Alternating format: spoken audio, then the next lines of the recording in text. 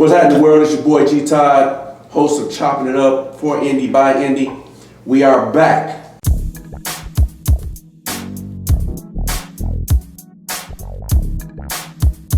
Chopping it up. You ain't never gotta worry about it, gon' do it, ayy. All in the camera, showing true shade. Chopping up with the homies on how we trying to do things. You should hop on the train, surfing a new wave. You ain't never gotta worry about it, gon' do it, ayy. All in the camera, showing true shade. Chopping up with the homies on how we trying to do things. You should hop on the train, surfing this new wave, cause we chopping it up. Through the pandemic, ready to get back at it. And today, I got the best show to bring us back right now, man. I got my guy, my man's on the show with me today. My man, Chill. What's happening? What's happening? Yeah, man. We want to jump right in, bro, because this is a very personal show to me because of, you know, where me and you stand. Yeah. So we're gonna jump right in, man. Let the people know who you are, what you do. Well, I'm Chill. I'm the CEO of Clean Entertainment Incorporated, Midwest manager for Nerve DJs, VP, A&R, director for Kounty, Media Group, Equity, Rock Nation. I manage, part of the management team. There's 3 of us on the team, just in case y'all wondering. For a cat that you may know by the name of Jazzo. The originator. The originator. Yes, sir. Gotta throw that in there. Yeah, Jazzo, the originator. You'll kill me if I did. I do a lot of things. I do consultation for artists. I do marketing strategies. I do a lot of different avenues, you know. I'm actually a certified voice instructor. Okay. You can't tell by my voice, but I teach people how to sing. Nice. I'm a vet, you know, military Thank vet. you for your service. Yeah, thanks, bro. Thanks. Yeah. Been in the business for about 29 years. So let's talk about that. Let's people that know you know what you do. Know how long you've been rocking in the music business, things like that. But let's go back to what got you started on this road. Oh man, I in Chicago, that's where I'm from, the South Side, out in the hundreds. Okay. Morgan Park, shout out Morgan Park. That's what it's called. And you know, my partner, Fred, years and years and years ago, me and Fred, he's a producer out of Chicago, a very established producer, does his thing. Him and I, you know, at this time, you know, I was always in the choirs. Okay. You know, I was always in the music throughout high school. Shout out Hubbard High School. You know, I was a 3-time state champion, actually in voice and singing. And I went to school. That's when I started studying voice, right, theory, things of that nature. But dealing with Fred, he was hands-on as a producer, dealt with a lot of the people. And I was a promoter. Okay. I started out as a concert promoter. So that's how I was able to get myself acquainted with a lot of different individuals in the industry. Okay. When you're getting people money, you develop relationships, yeah, you know? So I got a lot of people money out there. You know, we threw a lot of events, man, in the city. I worked with damn near everybody in Chicago at one point, from back in the day. Okay. And then I ended up moving myself and positioning myself where at this time the company was called Chill Promotions. Okay. And I ended up positioning myself to become noticed by an individual by the name of Rick Robinson. Rick Robinson at that time had R&J Management. He was the manager. He managed Bone, Thugs and Harmony. That's where I heard the R&J Management. Okay. Double R Yeah. is what a lot of people know him as. Spike 10 from Slum Village. I mean, he managed a lot of, Mopreme. Well, he worked with the Outlaws. Okay. Yeah. He managed every damn body. So him and I, we ended up getting real close, business-wise and personally, no homo. And he taught me a lot in this game, hands-on. And he actually had a studio up here in Middleton, Wisconsin, Yeah. Okay. which is actually where, when you hear about ING recordings, that whole thing, he started that Oh, okay. right there in Middleton. Learned something new today. Yeah. So, then he got everything else going in Atlanta, New York, all that stuff. And shout out Rick. But moving on, I just did a lot of different things throughout Beloit, Janesville, Madison. I already had my name established in Chicago. Right. Just making my way around the Midwest, getting my name established, just throwing a lot of shows, working with everybody. Rick opened up a lot of doors where people in the industry I then began to work with. Okay. Then I began to travel a lot, go to these different events, the BET Awards, Hip Hop Awards, all of that, South by Southwest. It became over the years, it just became a thing where it was like, this is the norm. It's Right. it's Right. You know what I mean? Right. You see the same people every year. Yeah. The industry is actually very small, Oh yeah. and everybody knows everybody. So that's 1 degree of separation. exactly, so it's like, for those of y'all out there thinking that you can act like you know people and trick people out of their money, which a lot of people are out here doing, just know that, hey, they know. The right people know. Right. But I just established relationships over the years, and I was a student. I still am a student.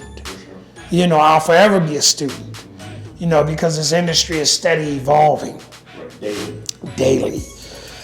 So it's just so much out here that that we as people in the industry, in the business, we need to work on. Main thing, in my opinion, is being open-minded. Because when you get to a point where you're making a little money, you doing this, you doing that, now you get into your own little world and comfortable. Yeah. And you think you know everything. Right. And I run across a lot of those nowadays. But yeah, you go, and I went, started meeting people, doing my thing, and word got out. Look, who's this little short, fat black dude running around? Right. And I caught the ear of some people. We began to do some more business. Shout out my man Wally out in Chicago, Urban Grind TV. Urban Grind TV is whom I'm partnered up with as well. They actually are syndicated through the Fubu network. Okay.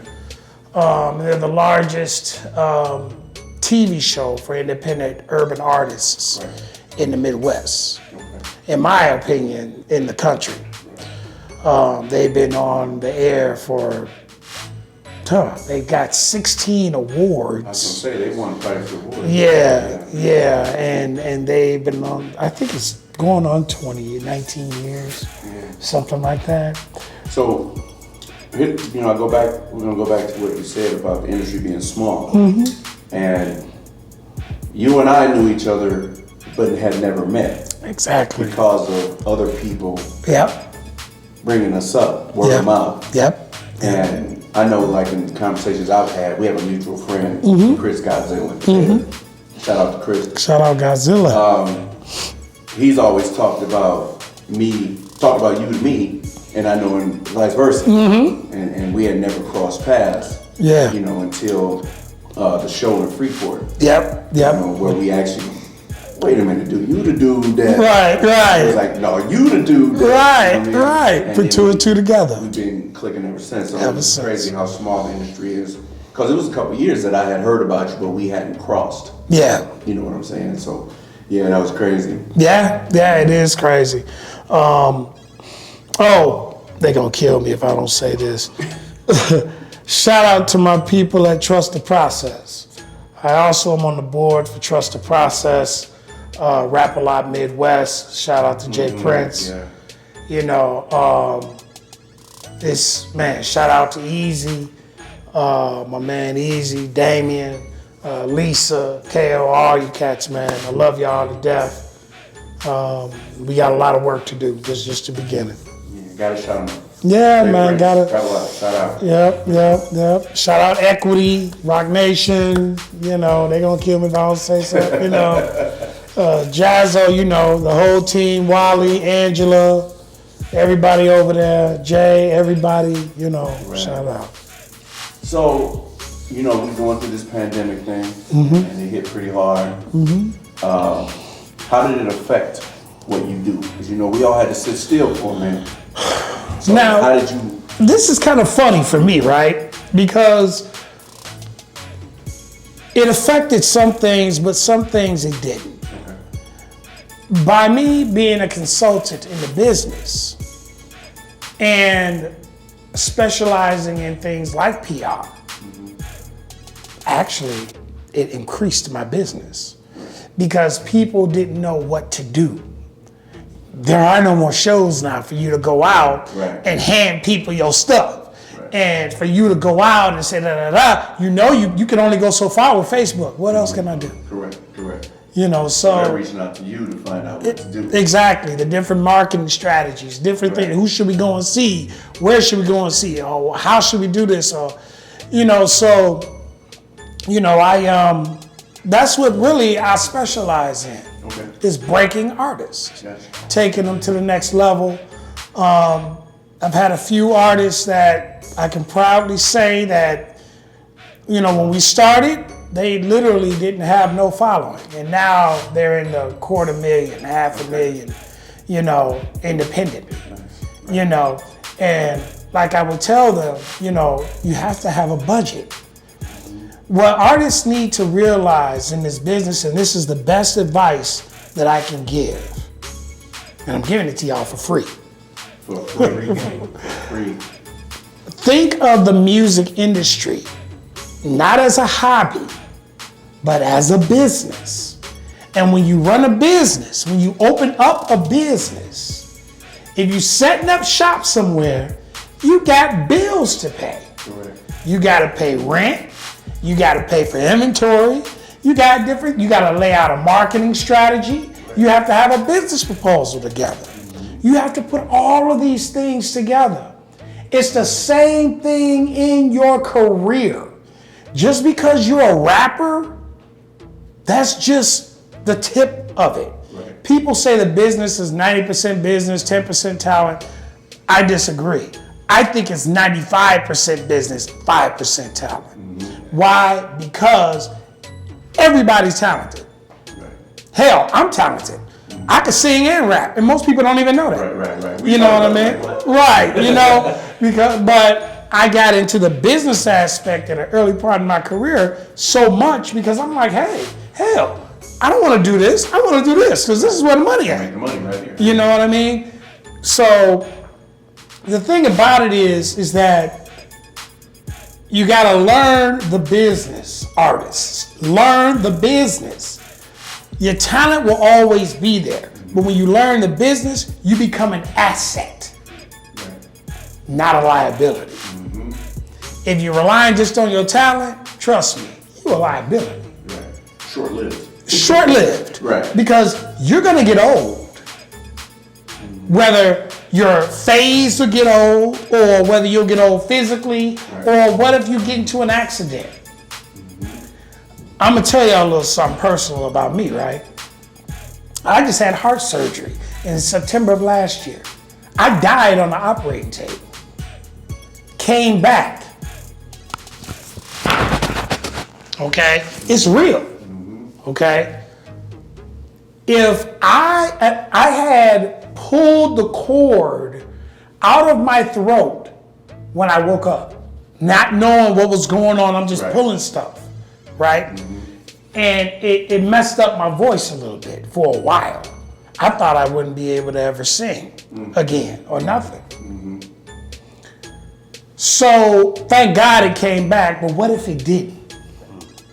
You see what I'm saying? Yeah, I could talk, but I don't have any talent anymore. How many artists in this industry right now, their careers are gone and you don't even hear from them no more because they got into a situation? Yeah, well, the one that comes to my mind is DOC. And now what are they doing? Yeah. You know what I mean? So engulf yourself into the business aspect of things. And you'll find that things like a business plan is mandatory. You'll learn why every time you turn around and you talking to somebody, the first question they ask you if they're really in the business is, do you have a budget? It's funny because artists get actually mad nowadays when you ask them that. Well, it ain't about the money. Why just believe in me? Bro, sorry to tell you, but this is a business. I believe in everybody. But guess what? I have faith in God. I don't have faith in you. You know what I mean? Because you can run out on me. You know, and then where am I stuck? Come on, somebody. Come on, somebody. You know, so let's keep it all the way, the thing, keep it 100. Okay, let's keep it all the way 100. I'm a businessman. You are the product. That's how you put yourself out there to be.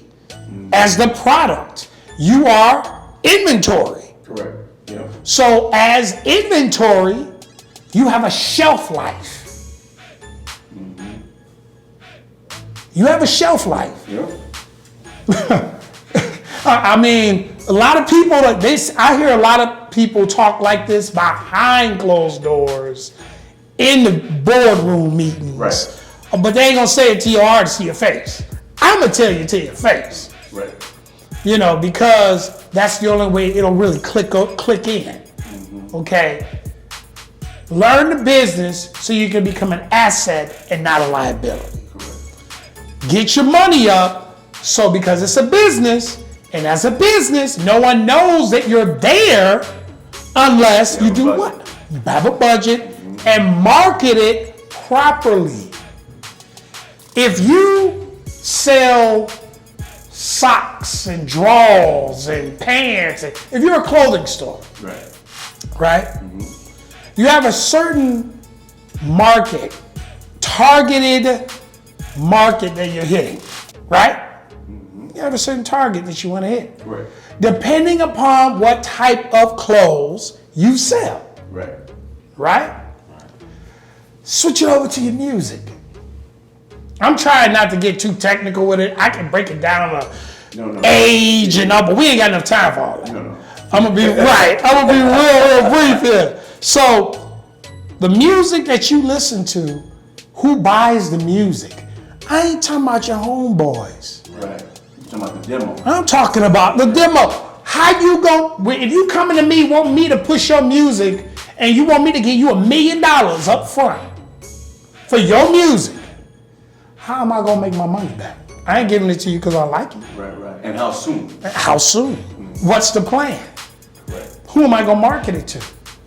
It will make a lot more sense for you to come to me as an investor with the plan laid out and who I can market it to, because I ain't got time to sit up here and think about your stuff. And I got $1 million other things already going on. I don't have time for that. That's how I make my money.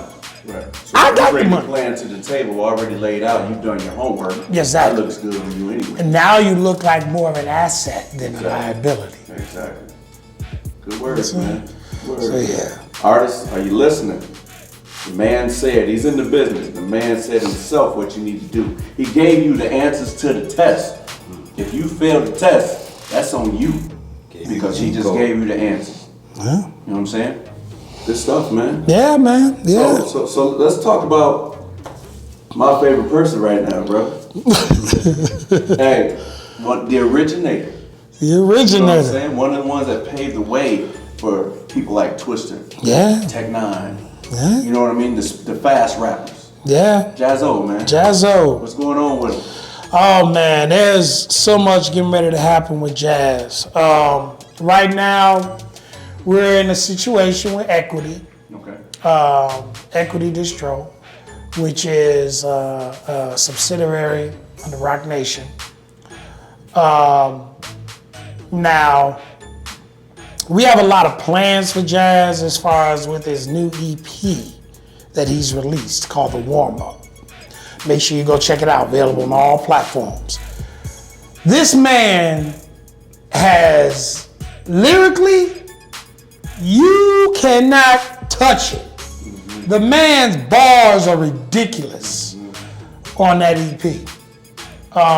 We had a listening party at Quad Studios in New York. Everybody named Mama was there. It was like a tour of the legends, you know. I saw some pictures. Man. Yeah. Definitely. Grandmaster Flash, Cool Herc. I mean, the people were in the building, paying respect to this man. You know. Yeah, man. I mean, a lot of people don't know that Jazzo is responsible for a lot of careers, and he's so humble with it.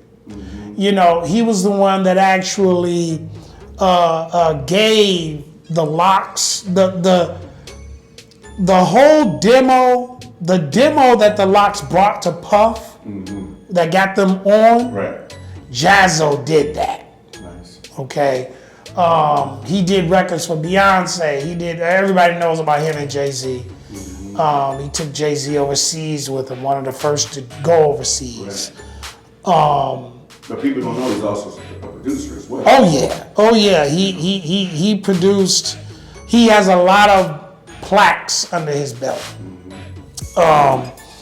His ear is ridiculous, you know, and he's so humble with it. Right. You know, the people he's worked with are just. I'm telling you, I'm gonna give you an example. We went to Jadakiss private release party, right, out in New York. Shout out Jay. And just to be in the building with the likes of Raekwon, Lil C's, Jada, of course, the whole D Block. Right. I mean, there was a lot of stars in there. Busta Rhymes. I mean, everybody was there. And the respect level that they had for Jazz was just ridiculous. All Jazz had to do was just introduce me. This is Chill. That's it. Right. That's it. They treat me like I'm family. That's what's up. You know, so I learned a lot that night. You know, I was hanging out with my man Shampoo over at Def Jam. Shout out Shampoo. You know, him and I became tight. Shout out Big Hef over at Def Jam too.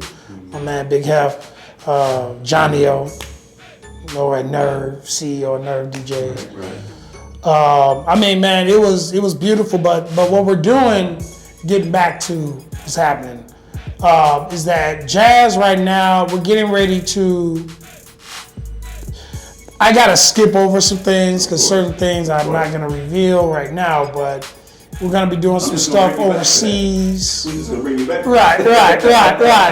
You know, we're gonna be doing some things overseas. We got a lot of other big interviews coming up. We did the interview with Sway at Sway in the Morning. Go check it out. Saw that, yeah. We did the interview on Drink Champs with Noriega and them. Check that out. You'll find out a lot about the history, a lot about what's going on. You know, we did another release where I'm in Chicago. Shout out Wally, who's another part of the management. That was the weekend of All-Star. NBA All-Star, yep. And that was crazy. Shout out everybody that was involved with that. Because that, man, it was so much love in the building that, and we in Chicago. Yep. You know, Chicago don't love nobody. Right. For sure. You know, but they had love for jazz. That's what's up, man. You know, they had love for jazz, man. And I love Chicago. I love my city. I love my city, but, you know, man, it's to see that let me know how deep it was. Yeah, for sure. You know, when a lot of people don't know this, but have you ever thought where he got that name, the originator, from? Dame Dash gave him that name. What? Shout out Dame. Yeah, Dame Dash gave him that name. You know, him and Jay and a few others were sitting in the room, and Irv Gotti. They were all sitting in the room and stuff, and I don't want to mix it. I'll let Jazz tell you about it himself. Okay. But I know that Dame gave him that name, and it's just stuck with him ever since. And that's when him and Jay said, you know what, we're gonna call ourselves the Originators. Okay. And that's what he did on that. During the Hawaiian Soul time. Yeah, you know, and then they made that record, Nigga Who, Nigga What. Yeah. You could listen to the words. You know, he barred that out. he barred that out. Serious. You know, and when Jay said, he said, me and Jazz, we invented this shit. The originator, nothing greater. You know, it's like you listen to the words, they telling you the history. Right. You know, they telling you the story. You know, it's like everybody knows, especially in New York, everybody knows who's really responsible for certain things. Right. You No know, question, they already know. they know. Yeah. It's just that nowadays with the industry, you know, politics can get in the way of things. Of course. Yeah. You know, so Like everything else. yeah, just like everything else. Right. So, you know, but it's just an honor to have the privilege of managing Jazzo, working with Wally and Angie, his other managers, and doing exactly what it is that we do on a daily basis. Right. You know, I've always, when I was younger, I always wanted to know what it felt like being in that type of a circle. And waking up one day like, I'm actually here. You know, waking up in New York, you know, looking over at the couch and Jazzo sitting there. And I'm like, I thought it was a dream, but this is real. Every day, if you wake up, it's real. It's real, Yeah. you know? And to be honest with you, I don't feel no different. I still feel like chill. Right. Which is good. You know, which is great because that means I haven't lost myself. Correct. You know, and that's where I hope a lot of artists learn. Stay down to earth and don't lose yourself. Yeah. You know, don't lose who you are. Okay. You know, working with them on this side and then over here working with Trusted Process with my man Easy, and who I've known for a little while. And, you know, when I went out to Texas, to Houston, and working with Jay, and, you know, we had us a nice long conversation riding in the car with me, him, and Jay, and, you know, sitting there looking at that situation. Like, Right. you know, like I'm sitting here with Jay. You know what I'm saying? Yeah. You know, the man is full of knowledge. He's full of knowledge. And that's why, you know, one of the reasons why I got so much love for my man Easy, because he put me in that position. Right. You know, I have no problem acknowledging who put me there. Of course. Right. You know, because that's what we all need to learn to do. Give the credit where the credit's due. Yes, sir. You know, my man Wally put me in position with Jazz. You know, and I mean, it's like people can put you in position, but you have to make that relationship work. Right. It's up to you. Yeah. You know? That's true. So, yeah, that's what it is. So, I normally have way more questions, bro, but you dropped so many gems, I just had to let you go. Oh, man, my bag, man. No, you're good, man, because these talking. are things that need to be heard, you know what I'm saying? Yeah. And that's what we try to do is keep it 100 here. Yeah. You know what I'm saying? So, but with our time running short, man, what would you give an artist right now? I mean, I know you've dropped a lot of things on them, but what's the one thing that you would give them coming into this game, that one thing? Patience. Mm-hmm. Okay. Patience. It's gonna take time. Mm-hmm. I've been in this game for 29 years, and I'm just now really getting myself in position last year. It's gonna take time. For sure. Right. You know, patience and build revenue. Don't just come in thinking that you just go, this is expensive business. You know, your budget just for your studio alone could be anywhere from $5,000 to $10,000 if you serious about it. Right. Yep. You know, that and the marketing really is one of the most expensive parts of it. You know, they say if you're talking about really putting yourself out there, 30 to 50 grand. Right. You know, first album. You know what I mean? Right. Like, and everybody's on the, well, the internet will put you out there worldwide. You know how many people doing that? What's gonna separate you from everybody else? Correct. There's over 1.3 million artists in this world that market themselves. You're one. Right. What's gonna make the consumer go not only skip over the fact of your genre of music to come to you, but to go to your age group and to go to your niche, your music, and listen to you. Press play on your stuff. Right.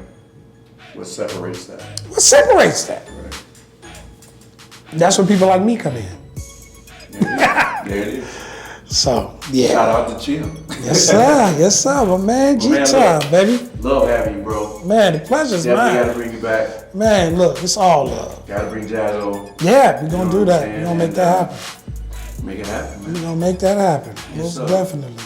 Hey, it's your boy, G-Todd, chopping it up.